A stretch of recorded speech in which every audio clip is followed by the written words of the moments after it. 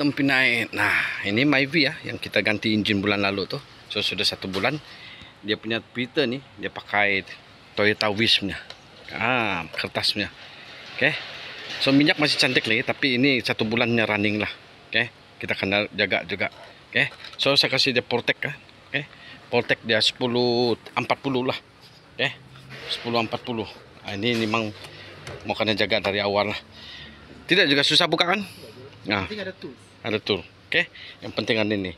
Lagi orang cakap lagi bagus. Minyak cepat naik. Sebab dia tidak lagi basi-basi untuk limpas. Dia kertas terus dia masuk sini, dia naik terus. Itu kelebihan dia kalau pakai Toyota Wish. Tapi ini engine Jepun saya ada begini. Kalau engine Malaysia dia pakai Vita lah. Oke.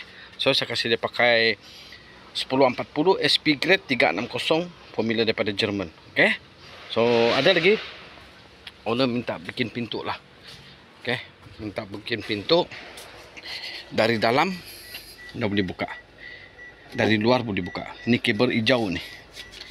Jadi nanti kita akan atur lah step by step lah. Masa ni memang cukup.